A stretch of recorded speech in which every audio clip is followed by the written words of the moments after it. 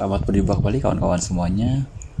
Kali ini kita akan membahas mengenai dana alokasi khusus non-fisik bidang kesehatan tahun 2024. Jadi, baru-baru ini Biro Perencanaan dan Anggaran Kementerian Kesehatan sudah menginformasikan rancangan untuk dana DAK non-fisik bidang kesehatan tahun 2024. Jadi, rincian-rincian menunya untuk sementara telah diinformasikan, walaupun memang belum begitu detail karena memang draft peraturan sendiri belum keluar oleh Menteri Kesehatan. Jadi ini hanya rancangan awal.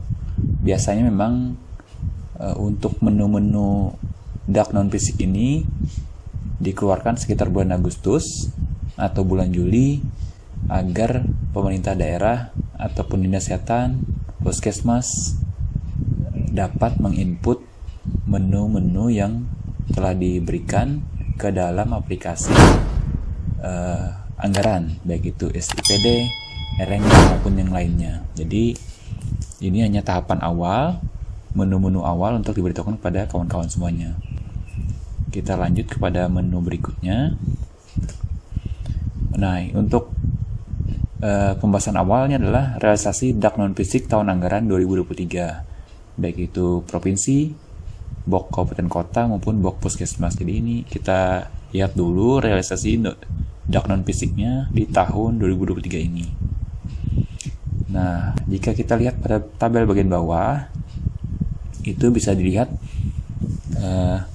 baik itu alokasi maupun realisasi BOK provinsi, BOK kabupaten kota maupun BOK puskesmas dari tahun 2019 sampai yang terbaru ini di tahun 2023. Misalnya untuk BOK provinsi sendiri di tahun 2023 itu, untuk tahun 2022 alokasi 99,41 miliar, terrealisasi hanya 68,54 miliar.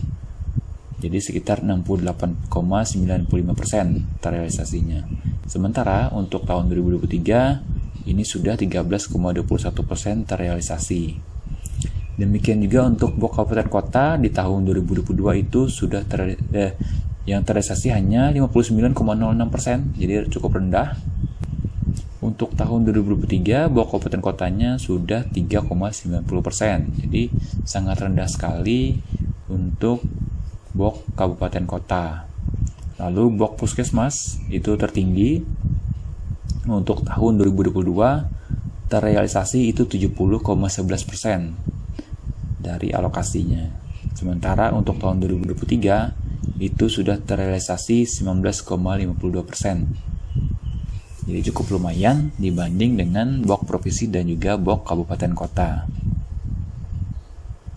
Nah, untuk tahun 2023 ini datanya adalah berdasarkan data Erenggar yang ditarik oleh Kemenkes pada tanggal 18 Juli 2023. Lalu ini untuk rincian per daerah tahun 2022. Misalnya kita lihat di BOK provinsi itu yang paling tinggi adalah DKI Jakarta. Realisasinya untuk tahun 2022 itu mencapai 95,31%. Ini untuk BOK provinsi. Lalu yang terendah itu adalah NTT dengan realisasi hanya 13,56%. Nah, untuk BOK kabupaten kota, BOK tahun 2022 itu DKI Jakarta juga menempati realisasi tertinggi. Kota dengan realisasi tertinggi yaitu 96,32%. Sementara dengan realisasi terendah adalah Provinsi Sulawesi Utara itu 42,51%. Jadi penyerapan terendahnya berada pada Sulawesi Utara. Lalu kita masuk ke BOK puskesmas tahun 2022. Itu untuk penyerapan tertinggi ada pada Provinsi atau Pemda DI Yogyakarta dengan serapan 87,83%. Sementara yang terendah ada pada Sulawesi Utara dengan serapan 44,14%. Ini untuk BOK puskesmasnya yang ada di tahun 2022. Nah, ini untuk tabel tahun 2023 realisasi DAK non fisiknya. Untuk BOK provinsi itu baru 26,42%. Jadi Untuk 18 Juli 2023 datanya hanya 26% sekian untuk BOK provinsi. Lalu BOK kabupaten kota atau dinas kabupaten kota itu baru mencapai 7,8%. Jadi sangat rendah, padahal sudah tanggal 18 Juli dan datanya ini ditarik. Lalu untuk BOK puskesmas, nah ini cukup tinggi, sudah mencapai 65,07% serapannya. Jika di total, itu serapan mencapai 38,08% untuk DAK non-fisik tahun anggaran 2023 bidang kesehatan. Nah, lalu bagaimana untuk tahun 2024? Kita lihat.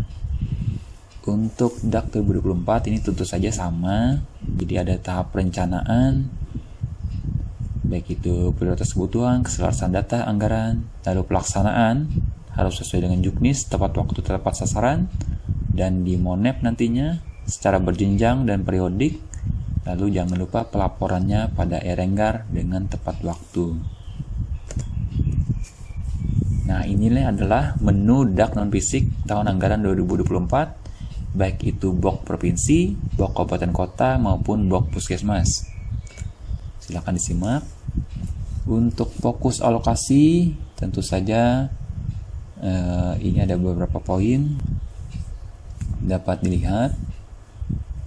Nah, target lokusnya untuk BOK Dinkes provinsi ini 37 provinsi, BOK Dinkes kabupaten kota 500 kabupaten kota, BOK puskesmas adalah 10.074 puskesmas. Jadi kalau tidak salah ini ada peningkatan dari 9.000 sekian. Lalu yang lainnya dapat dilihat. Untuk pelayanan kesehatan bergerak itu hanya untuk 33 puskesmas di 33 kabupaten kota. Lalu penguatan kolaborasi puskesmas wilayah perkotaan dan klinik pertama dan TPMD hanya 3.014 puskesmas di 420 kabupaten kota. Jadi tidak semuanya ada. Penuntasan kasus sistosomiasis hanya di Kabupaten Poso dan Sigi. Lalu pilot project untuk pelepasliaran nyamuk Aedes Wolbachia itu di kota Semarang, Bandung, Bontang, dan juga Kupang. Jadi ada kekhususan lokus untuk beberapa kegiatan. Nah, ini adalah pilar transformasi kesehatan, dapat dilihat sendiri. Ruang lingkup DAK non-fisik bidang kesehatan tahun 2024 ini khusus 2024 itu untuk BOK provinsi ada 3 menu, 5 rincian, dan 9 komponen. BOK Dinas Kesehatan Kabupaten Kota ada 13 menu, 34 rincian, 83 komponen. Lalu BOK Puskesmas 6 menu, 23 rincian, 48 komponen. Dan ada juga BOK Pengawasan Obat dan Makanan itu untuk BPOM. Kita masuk ke BOK Provinsi di tahun 2024. Jadi menunya ada 6. Yang pertama adalah penurunan AKI dan AKB dan percepatan perbaikan gizi masyarakat itu untuk 33 provinsi. Di tahun 2023 meningkat menjadi 37 provinsi di tahun 2024. Lalu upaya deteksi dini, preventif dan respon penyakit dari 33 juga menjadi 37 provinsi. Kefarmasian dan BMHP dari 33 menjadi 37 provinsi, sementara Germas, akreditasi rumah sakit, dan pelatihan peningkatan kapasitas topik prioritas itu yang dulunya ada di tahun 2023 ternyata di tahun 2024 ditiadakan. Jadi kalau kita lihat sekilas untuk provinsi hanya ada 3 menu. Kita kembali ke slide sebelumnya. Nah, 3 menu, 5 rincian, dan 9 komponen. Jadi untuk provinsi hanya ada 3 menu. Ini untuk BOK kabupaten kota. Jadi kalau ada yang bertanda coklat atau hitam itu artinya tidak ada lagi menunya di tahun yang bersangkutan atau dihilangkan.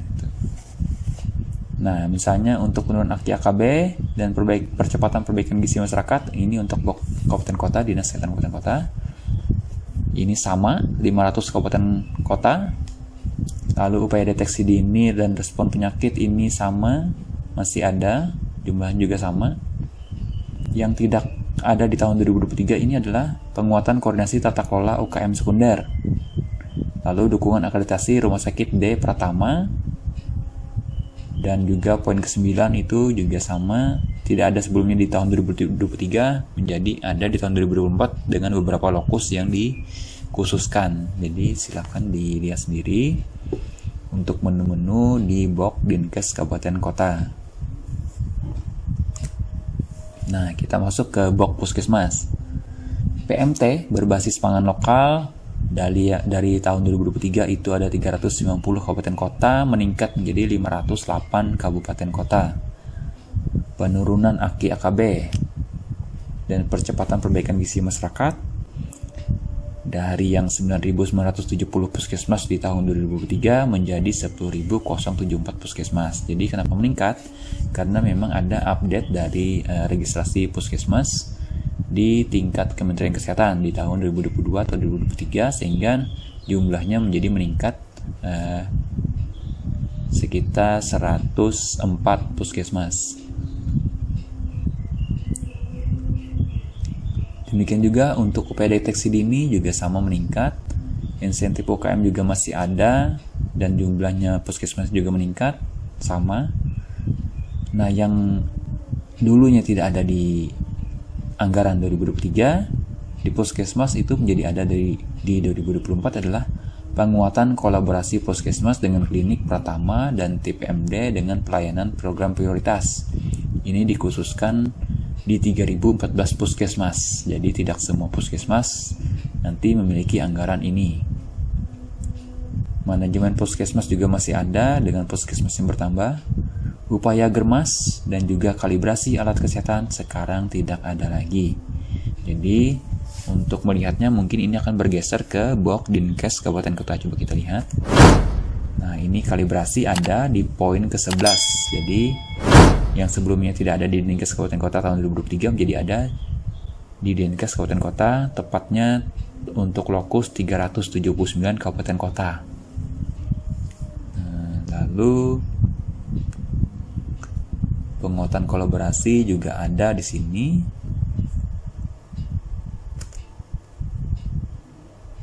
Upaya germas. Nah, jadi upaya germas nantinya di puskesmas itu hilang, digantikan menjadi ada menunya di Box Dinkes Kabupaten Kota, karena seluruh kabupaten kota ada menu upaya germas.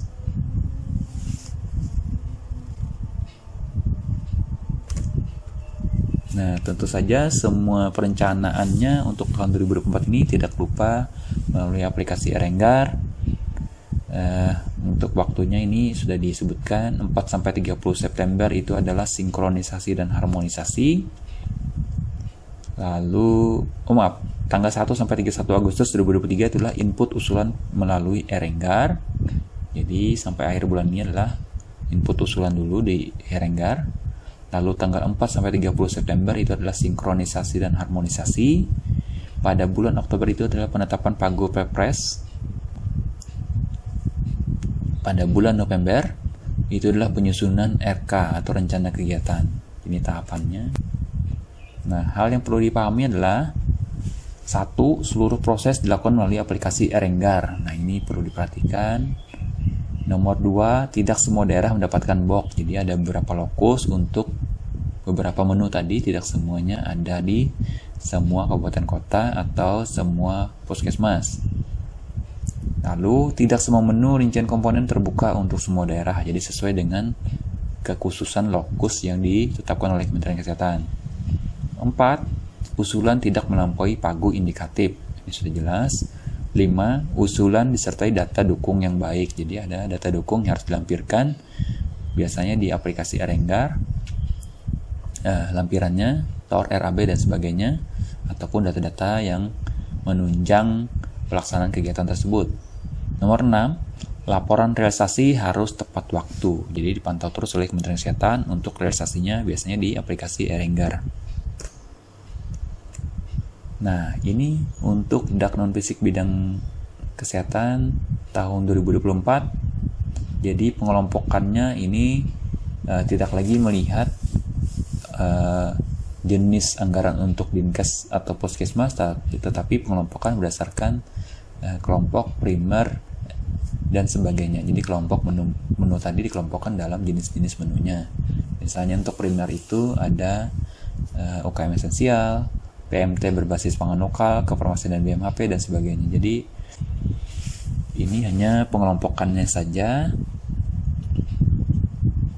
dapat dilihat. Jadi dari segi primer, SDM-nya dikelompokkan menjadi peningkatan kapasitas untuk topik prioritas, insentif tenaga UKM, jadi dan seterusnya.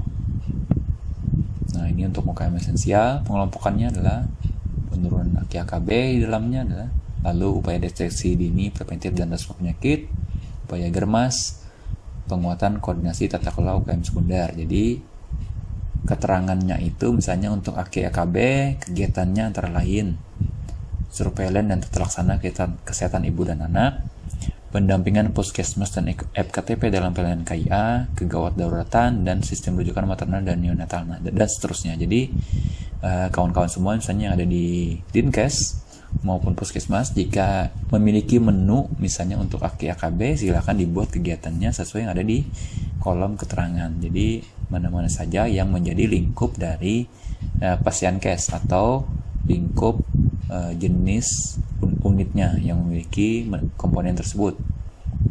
Jadi sudah ada jelas keterangan-keterangan kegiatan yang bisa diusulkan. Misalnya untuk germas tadi ada di Bok Dinkes Kabupaten Kota, maka misalnya keterangannya adalah untuk kegiatan pembinaan, pelaksanaan dan penggerakan masyarakat. Sementara puskesmas kan tidak ada lagi untuk germasnya. Nah, ini untuk yang poin B, PMT berbasis pangan lokal juga sama, keterangannya adalah masih sama, pemberian makanan tambahan berbasis pangan lokal bagi ibu mekek dan juga balita gizi kurang di 508 kabupaten kota. Jadi sama, baik itu pelatihan untuk tim pelaksananya, lalu pemberian PMT-nya bagi ibu mekek dan juga balita gizi kurang. Nah, targetnya untuk tahun 2024 ini untuk ibu mekek sendiri adalah 425.154 orang atau 154 bumil. Lalu untuk balita gizi kurang adalah berjumlah 841.547 balita gizi kurang. Jadi itu target dari Kementerian Kesehatan atas dana dak non-fisik yang disalurkan ke baik itu dinas provinsi maupun dinas kesehatan kabupaten kota maupun puskesmas.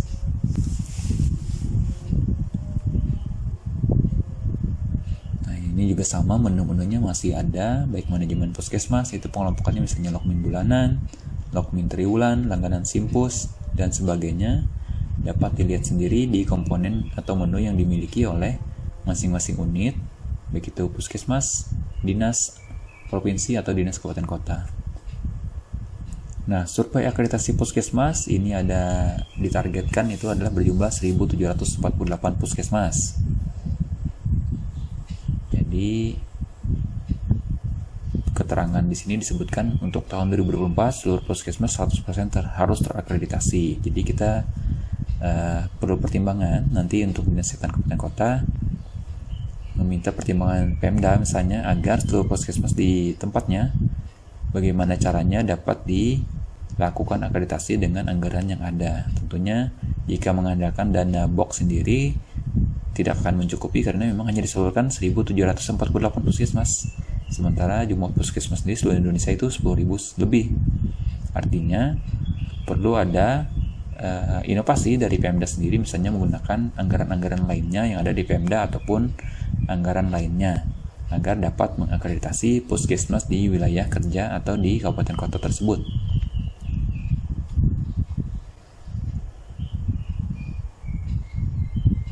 Ini pada penekanan juga bahwa sertifikat akreditasi puskesmas merupakan syarat untuk kerjasama dengan BPJS. Jangan lupa ada surat dari Dirjen Yankes bahwa batas surat tersebut hanya diberikan relaksasi kerjasama itu hanya sampai dengan Januari atau 31 Januari 2024 kalau tidak salah.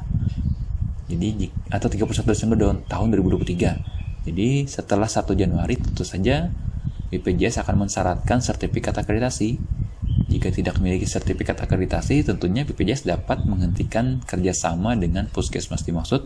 Dalam artian, puskesmas tentunya tidak lagi bermitra dengan BPJS, tidak memiliki anggaran atas kapitasi yang disalurkan oleh BPJS.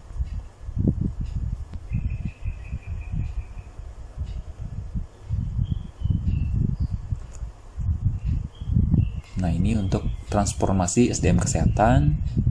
Itu adalah pelatihan-pelatihan tenaga kesehatan, petugas puskesmas sesuai klaster hidup, pelatihan pelayanan klaster pengendalian penyakit, workshop kader kesehatan, pelatihan peningkatan kualitas FKTP. Ini biasanya ada di Dinkes Kabupaten Kota.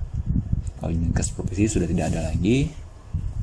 Lalu insentif tenaga UKM ini ternyata masih ada. Tentunya ini menunya ada di BOK Puskesmas, tidak ada di BOK Provinsi maupun Kabupaten Kota.